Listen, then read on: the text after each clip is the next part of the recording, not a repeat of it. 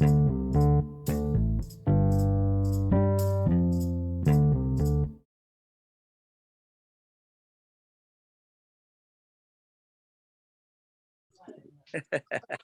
meeting is being recorded. Good morning and welcome to the Light on Suitability podcast. I'm your host, Elizabeth Comeau, with Daryl and Sean. Michele Garfinkle can't make it today, but we have a special guest, Jaime, who was paroled, and he will tell you all about that as to when and how and all of that. Would you mind doing that, Jaime, telling us when you were paroled and give us a little backstory? When I was 9 years old, my father, he shot and murdered my mother.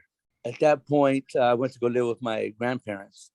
You know, there wasn't too much supervision there, so I became a kid that was just basically out of control. I started smoking, drinking, and doing drugs, probably by 11, 12 years old. You know, I started getting incarcerated for, being with, my friends out on the streets, stealing and getting in fights and stabbings at a young age. I ended up going to prison as soon as I turned 18 years old for 2 years, having a weapon, had a sawed-off shotgun. So I went to prison for 2 years, got out. At that point, I had already made up my mind that I was gonna go back to prison at some point because I wanted to become a criminal and a gang member, just like my friends were. And these were the guys that supported me and helped meet my needs at that time. There I go in and out until, but it was 2000 or so when I caught a mayhem and a gang enhancement. So I was sentenced to 9 years of life for that crime. I told somebody to hit this guy that was involved in the gang, and thankfully he didn't die. I had the guy hit. I'm the one that authorized the guy to get hit, and I ended up getting a 7 to life plus 2 years for a gang enhancement. I ended up going back to Pelican Bay SHU, Corcoran SHU, and I knew that was the end for me because there was nothing there. You know, once you're in the SHU, you're in the SHU. You're just stuck there. So I ended up getting out, and from the SHU, I ended up going to another yard where I was able to program, and I started to get involved with the self-help groups. And I started to understand, why I felt the way I did. Because one of the things was I always asked myself, why? Why am I like this, right? Why do I want to always go to prison? Why do I always come home and go right back to what I know? Do the same thing over and over again. And I was able to answer that question finally. And I didn't realize it at the time, but that's what actually helped me start my journey into coming back to society and being a taxpayer and law-abiding citizen, was understanding my whys. And I ended up studying everything that I possibly can about my behavior. I literally would write down every single belief that I identified, that I knew, and broke that down into sections of understanding, is it true? Who told me this? And what could I do about it?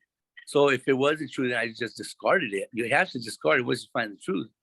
And I learned about my behavior, what types of the beliefs actually carry some type of behaviors and feelings and emotions with them. So I identified all that about these beliefs, and I was able to, I guess you change it at that point because you'll start to understand.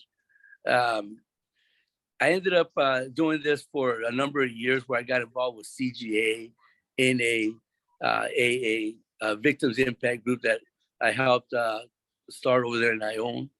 And I did that for about 10 years where I facilitated all these groups. And the facilitation, of course, helped me better communicate because I used to hyperventilate just talking to people and about normal conversations. If it was about gang stuff and criminal stuff, it was good. But real life things, that made me sweat. It just for some reason, I don't know, that's just the way that was. And sure enough, I ended up going to board, and I was not found suitable the first time.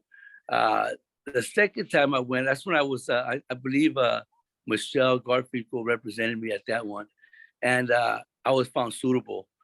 What ended up happening, however, was that They ended up taking the date because of confidential information that they found in my file. So I ended up having to continue to strive and to do what I was doing. Unfortunately, I went back, with in an advanced hearing, and I forgot the commissioner's name, but he ended up, of course, he denied me 3 years again for that confidential. I waited 18 months and went back again, and I was found suitable again. I ended up getting released in December 23rd of 2019. And I've been home since then. It's a great thing, of course, great feeling. Every day I feel blessed to be out here. And so in a nutshell, that's basically my story there of my life experience. But if you have any questions, I'll follow up, whatever. Daryl, you want to chime in and follow up with Jaime? Yes. Jaime, thank you for explaining and expressing yourself. You did a wonderful job. We appreciate that. I got a question. You got arrested in 2000 and you stayed on a 9 to life to 2019. 19 years. What could you have done to make that 19 years have been 10 or 11 years? Just for our listeners to understand that there are things that we could do to prevent us from doing so much time. Oh, yeah, for sure. What I could have done is started my rehabilitation process a lot sooner. I could have started with that because, unfortunately, I was still a validated gang member. So being a validated gang member, that kind of, that sets you back because you still have to go through this long old process of waiting to get out of the shoe to get back out to a mainline. And then I could have been home the very first time. And I'm sure that had I just started my process sooner of learning about myself. Because one thing is that I found out that was most important, of course, that, the board already knows why you're there. I have a 22-page rap sheet that I had to deal with. 22 pages. And so it wasn't an easy process because I had to study 22 pages of criminality that I had in the past. And I didn't start studying that till, probably like after my first board, So once I studied my rap sheet, everything started to become more easier for me because then I was able to understand, and I was able to answer the questions thoroughly and with insight. So yeah, the thing is, don't wait. Don't wait to for them to tell you. A lot of people, I hear this from a lot of people that they say, well, I'm going to wait till they tell me what to do. I mean, the way I see it, if you wait, that's how much longer you got to stay in prison. So why Absolutely. wait? Absolutely. Thank you. I like that. No, that's wonderful because like Sean and myself, we all been through the same thing. We all been denied. And that question always comes, what could you have done to prevent those denials? And his answer is the same. We could have begun our process earlier. We could have seen the errors of our ways. Don't ever wait, man. I had this thing in my head. The way it was like I was stuck in a hole, right? There's a dirt hole, man. I'm stuck in a hole. All I can do is see the sky from above. That's it. And what it was for me is like every time I went to group and participated in something, got some type of achievement, chrono, I used that as a platform to step on it. And the more I did, the higher I got. I was able to use that as a step. So I was able to look up and see. I was able to see. I could see some daylight, man. I could see around me. So I always tell people there was a story that I had a friend that used to tell me, hey, man, put your books away, man. Let's go kick it. And I go, look, you know what, man? We'll kick it when we get out. I'm out here. He's still in there. Absolutely. Trying to figure it out. You're trying to figure it out. No, really. Thank you. Yeah, I appreciate that. Sean? Yeah, Jaime, I got a few things. So, was it hard for you to remove yourself from the game? Because, we get in there and we get asked the question, well, why didn't we, start sooner? And so for me, it was hard for me to start sooner because I was still caught up in the lifestyle, right? Absolutely. And I was, I was fresh coming to prison, and you hear all these stories, all the so-called homies tell you these things that you gotta, when you go in there, you gotta put work in. Don't let nobody talk to you any type of way or disrespect you and all this stuff, right? So I went in with that attitude, right? That I had to go in and do these things. And it would have been a different story if it would have been Cass telling me, when you go in there, hey man, just do your program, sign up for the groups. You see what I'm saying? You see the difference, right? Oh yeah. I had a side over here telling me I had to go in and put in work instead of having some people to go in there and tell me, hey man, don't get caught up in that bull crap up in there. Go in there, get in the groups, do what you need to do. And so for me, it was just hard to separate myself from the gang lifestyle. These are the cats that was here for me, at least I thought. And so I had a little man complex for me, right? And so I felt that I needed to prove myself. I was in the underworld that I didn't know nothing about, right? And so I just want to know, was it hard for you to remove yourself from the gangs, and from them, that certain type of crowd, that started, molding and shaping us and telling us, hey, we need to go this way, come to the groove. Because I know when I first was invited to CGA, Criminal Gang Member Anonymous, I was being laughed at. Like, man, what you going in there for? Right? I was like, well, I was invited. Now I'm making up excuses to try to make it seem like, I ain't going because I'm trying to change, right? I was invited. So, you got to respect the OGs. The OGs invited me. And so that's why I'm going. Was it hard for you? It was extremely hard. I had this issue, man, where I had a sense of I lost my identity.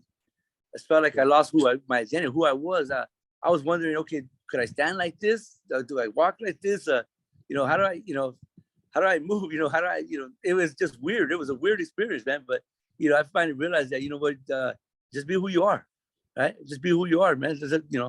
It's the type of decisions that you make that really matter, right? I mean, because ultimately at the end of the day, it's up to you to choose, what you want to do, right? But to leave the people that I known all my life, I wrote a little something on it. I used to write about my thoughts sometimes, right? And I'm like, how can I be leaving? This is my people. This is who I am. Yeah, I had created this persona of that's who I am, but I found out that that's really not who I was. It's who I created. I created that individual. So it was up to me to recreate myself. And that means that, you have to unfortunately leave these people behind, man, that you known all your life and loved. But, I mean, of course, it's conditional love once you understand it. What do you mean by conditional love? Can you break that down for the audience? Yeah, absolutely. Well, conditional love is that, everybody tells them, that, hey, I love you, brother. I love you. I love you. But they don't finish with the story, right? Man, I love you as long as you continue to, do what you're supposed to do for the gang, right? So there's a condition there. I love you as long as you continue to, wake up every morning and roll your mattress up. I love you as long as you continue to do your, your exercise. I love you as long as you continue to do what you're told, right? So there's conditions to the love, man, because once you fail to do certain things, that love diminishes right away. You know what I'm saying? So that's one thing that I had to learn is that, it's conditional, man, and, that's not real love, too many conditions. So Smokey, I know your story. Daryl knows your story. So I just want the audience to know, how you became numb, because you have a powerful testimony on how you became numb to everything, to the world. Not too many people know about what took you there with moms and dad, and what was done. Well, right.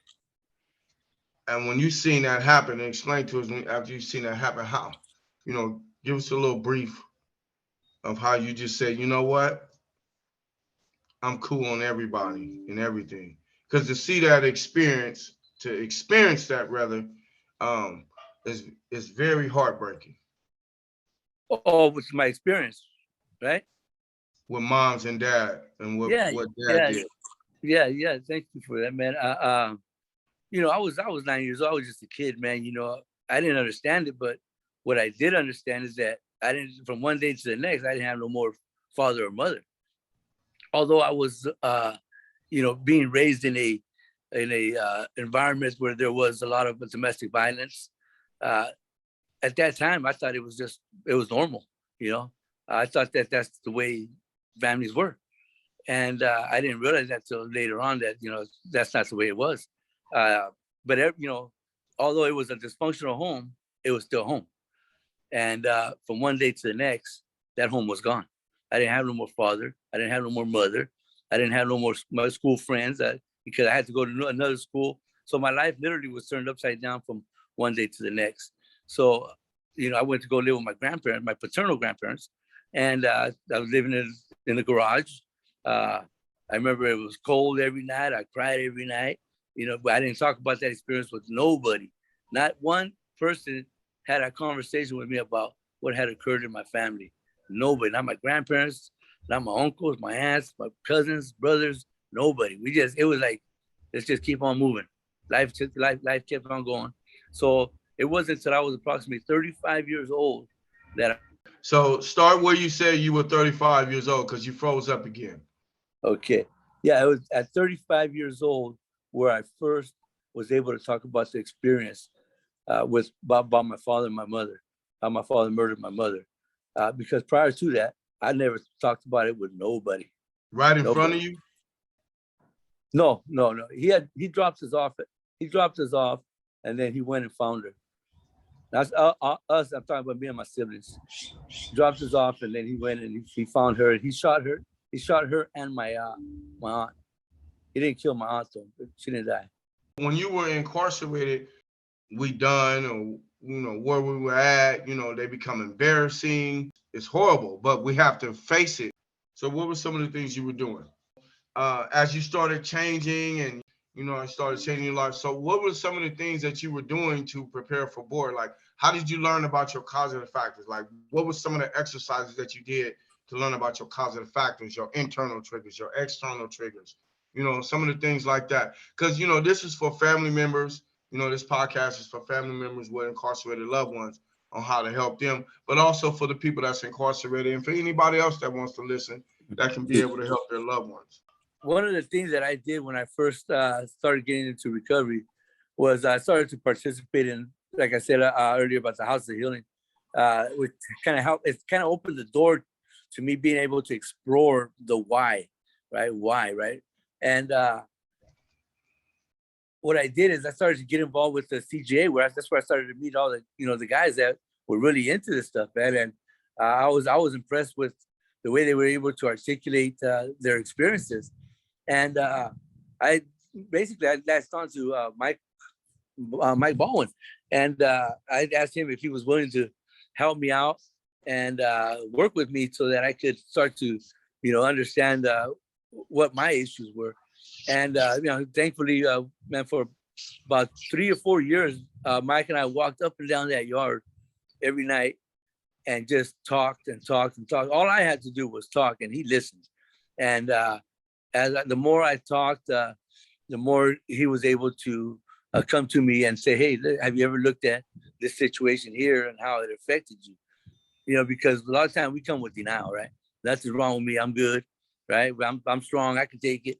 But truth is that's irrelevant, man, because you still have to understand. You have to be able to articulate, what's going on with your life, man. What happened in your life that caused you to, veer, from going straight to the left? Because I found out that nobody's born a criminal or gang member. Nobody is, but something happens in our life, whether we think it's tragic or, what were my triggers? What motivated me? What inspired me? And in fact, the first time that I seen my rap sheet, I couldn't, I was looking at I had an ulcer review, and that's where you go to the counselor and you have them, let you review your file. And I'm in there and I'm going through it, and all of a sudden I stumbled across my rap sheet and I'm like, man, what is this? And I'm like, after I'm looking at all these, bullet points, so to speak, and, about all these crimes and that I've committed. I changed the page and there's still more. And I'm like, oh my God, man. And I'm looking at it like, oh my God, man, what did I do? I asked myself, what did I do? Because I didn't realize at the time that I had hurt so many people and done so much crap, because I was just living the lifestyle. I was doing what I do. I was a criminal and a gang member, and nothing mattered. It didn't matter who was impacted along my path, man. So, and not to cut you off real quick, but you made a point about how you were looking at your rap sheet, right? And you started seeing, you was like, oh my God, what I do to all these people? But we know under the Mexican gang, when you come in, you have to show your paperwork, right? And that used to be a bragging thing. Yeah, look at my paperwork. Look how much work I put in. You know what I'm saying? I'm showing what you was in. But as you start changing, I hear you say as you started changing, right? And then you went back and looked at everything, right? Man, made me cry. Embarrassing. It was heartbreaking. It was like, wow, I can't believe I did all this stuff. Man, I mean, I stopped right there. After I seen it, I stopped. I stood up. I walked to the door. I told my counselor, I'm done, man. I walked to the door, and I fell right there, man. I literally fell on my knees, man. Just because I had this heavy pain right here in my chest, man, where I just started crying, man. There's like a flood of emotion came over me, man. I recognized that it was at that time that I was able to really, truly understand how I impacted people. Right. You know, so you know, it motivated me even more to understand, you know, what caused me to do this. You know, what were my causative factors? You know, how did I identify causative factors? So it was about, just for me, is going to group and understanding, not just going to group, but participating in the group, because you can go to group all day long. I used to ask guys, hey, who wants to go home? And everybody raises their hand. And I'm like, no, man, who really wants to go home? Because the person that really wants to go home right now, he's studying. He's studying right now, right this second. He's studying. He's asking questions. You know, he's doing what he has to do. Otherwise, he's just wasting time. I mean, that's the reality of it, man. That's the one that really wants to go home. Elizabeth, you got any questions for Jaime? Yeah, I was just wondering, you mentioned siblings, and did your siblings end up in prison? Oh yeah, absolutely. Every single one of us, including my sister. You know, she went to prison as well.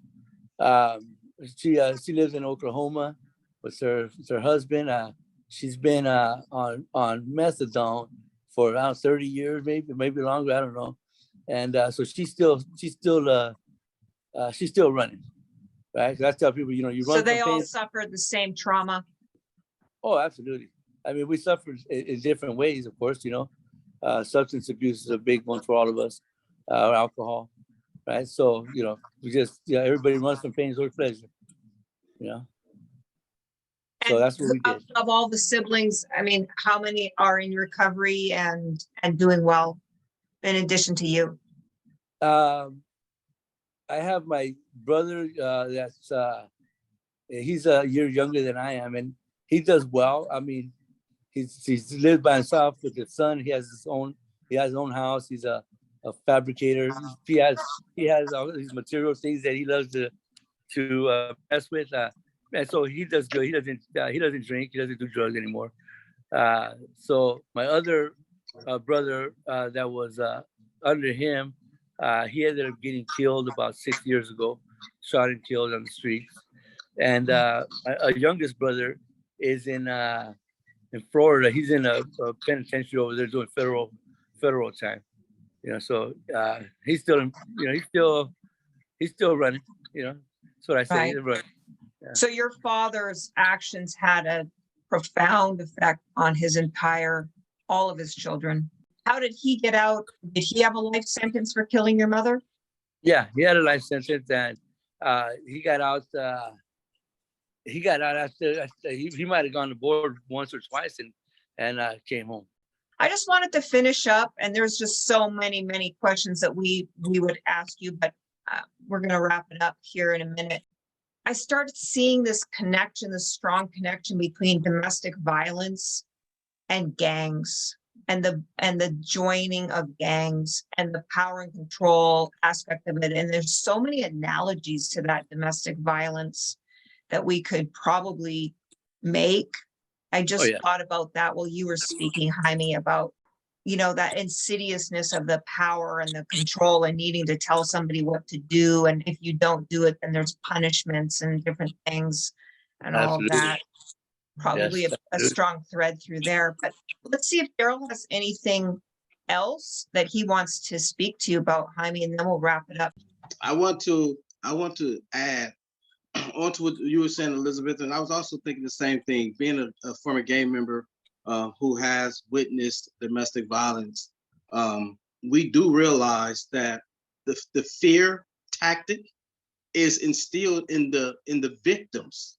And as we know, many people who have been victimized becomes predators. So we take that victimization and we're so committed to not being victims, we become predators. Like Sean, when he used to be abused, he joined the gang so he don't be abused and became an abuser. So there is a direct tie-in, and I do think that we should utilize our CBT and our psychological evaluation skills to determine or to make small predictions for people who have been suffering from domestic violence and what possibly could be, how they can elevate into becoming very violent people, so that we can stem that and stop that. Because it's real easy for a person who's been a victim of the domestic violence, whether physically or just watching, to go into a gang mentality because you feel you're protected. You feel you're safe, you feel you're stronger. As Sean always makes mention of, Jaime made mention of. So there is a direct tie-in. And Jaime, I just want to commend you again for being the man that you are today, for being able to walk away like Sean and I did, and to charter a course in your life that's bringing about your success. And I commend you. My hats off to you. Of course, you'll be back. Hopefully, Absolutely. we'll be able to go and walk some yards together and talk to the people who we left behind, because they still need to hear our voices. They still respect us. And if we can take one man out of that pit, out of that hole, we know we've done our job. So again, Absolutely, I commend you. man. Thank you for showing up. I appreciate that, man. There's a lot of work to do, man. I go to Chachula 2 times a week now and talk to the guys there. I do a group there.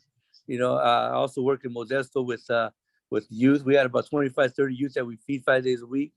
And then I work at a charter school here in Sacramento, Mondays, Wednesdays, and Fridays. I have my own classroom there, and I'm like a youth mentor, and I just work with the kids, man. And so that's what I do now. Absolutely. And Yeah. hopefully we'll be down there working with you also, because we do have a plan to come down and get with you, get with Mike and Legacy Alliance, and start doing some work together. So we're looking forward to it. You guys get anytime you guys want, man. I'll make some time for you guys. You guys want to talk? You guys got questions? Whatever, man. Let's toss some things around. Whatever you guys want, I'm always available for that. I'll make myself available for that. Yeah, Jaime, what kind of groups are you doing in Chowchilla? We are doing a mindfulness workshop in Chowchilla, which is great.